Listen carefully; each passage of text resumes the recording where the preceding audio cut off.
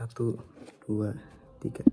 Bayangkan jika Anda adalah atlet renang yang sudah berlatih sekuat tenaga dan ketika ingin maju pada perlombaan dunia, Anda gagal karena keterbatasan dana. Kami percaya bahwa tim pemerintah tidak benar-benar memahami penyamarataan bidang saintek dan sosum dengan memandang rendah pelajar sosum yang hanya berdasarkan stigma masyarakat, dan ini adalah parameter yang tidak valid. Lawan menggambarkan status quo berdasarkan apa yang terjadi sekarang.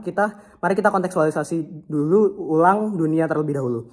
Tujuan negara berkembang adalah memenuhi pasar industri dengan menjual sumber daya manusia atau buruh dengan sistem pendidikan tradisional.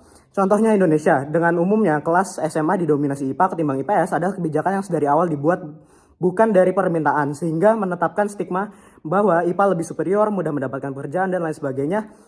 Itu memang tujuan pemerintah dan berhasil, dan di mana itu adalah tidak baik.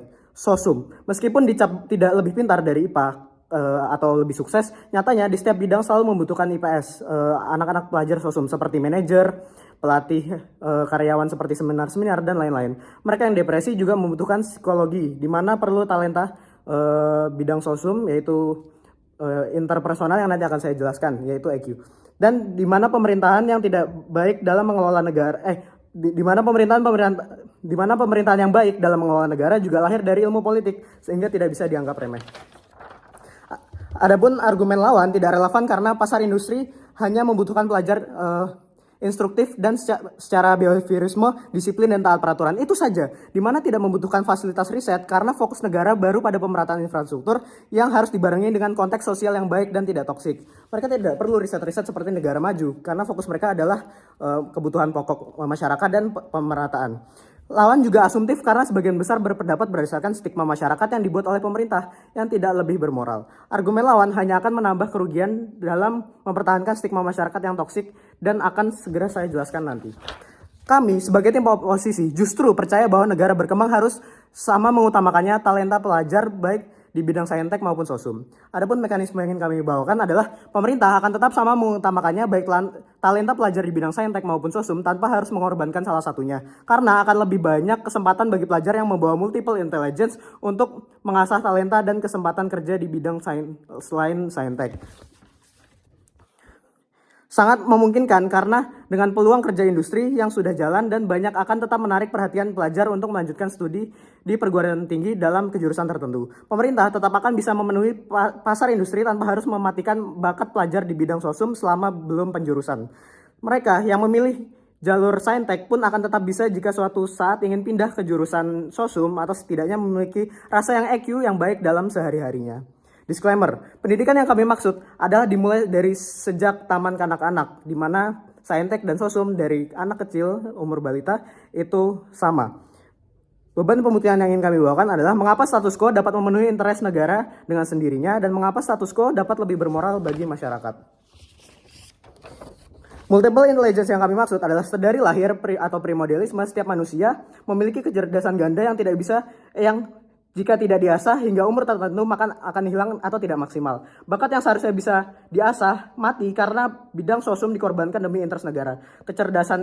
Contohnya seperti kecerdasan interpersonal atau musikal. Adapun dua argumen yang ingin kami bawakan adalah interest pelajar sosum dan hak-hak buruh. Pendidikan selain bertujuan mencerdaskan adalah untuk mengeksplorasi diri, menemukan minat dan bakat, di mana secara primordialisme manusia memiliki kecerdasan ganda yang jika tidak diasah sampai umur tertentu akan mati atau tidak maksimal. Pemerintah berusaha mematikan banyak kecerdasan ganda dengan pendidikan industrialis atau tradisional yang bersifat instruktif dan behaviorisme dalam ujian nasional. Jika ada pelajar yang memiliki kecerdasan interpersonal dengan mudah memahami orang lain atau musikal, pandai bermusik, harus merelakannya karena bahkan dari sebelum mereka lahir, pemerintah seperti sudah mengarahkan jalan hidup masyarakat untuk memenuhi pasar industri tersebut dengan sistem pendidikan yang ada. Padahal adanya hak bersifat absolut untuk menentukan nasib dan tujuan sendiri bagi masyarakat. Bagaimana jika di kasus lawan ketika negara tidak dapat memenuhi panggilan olimpiade negara karena yang seharusnya pelajar dengan bakat kinestetik jasmani harus berakhir dengan menjadi buruh. Kalaupun di kasus kami adalah hal yang sia-sia karena tidak maksimal di bidang sainteknya sebagai buruh, dalam industri setidaknya para buruh masih memiliki EQ atau perasaan emosional dalam kehidupan sehari-hari dan bukan menjadi robot saja. Adapun argumen yang kedua yaitu bagaimana nantinya jika di dalam kasus lawan terjadi dan masyarakat semakin kehilangan EQ karena mereka bekerja berdasarkan keharusan bukan keinginan, dan stigma masyarakat yang buruk tersebut diciptakan oleh pemerintah bukan dari masyarakatnya. Maka mereka akan semakin menerima keadaan dan tidak sadar diperdaya. Serigala adalah serigala bagi lainnya. Homo homini lupus, di mana manusia memanfaatkan manusia lainnya. Penyedia lapangan pekerjaan industri yang seperti dikatakan lawan adalah perusahaan swasta yang berusaha mengeluarkan modal seminim mungkin untuk hasil semaksimal mungkin, termasuk upah buruh. Setidaknya di sisi kami masih ada yang menyuarakan hak-hak buruh jika memang semuanya berakhir bekerja di industri.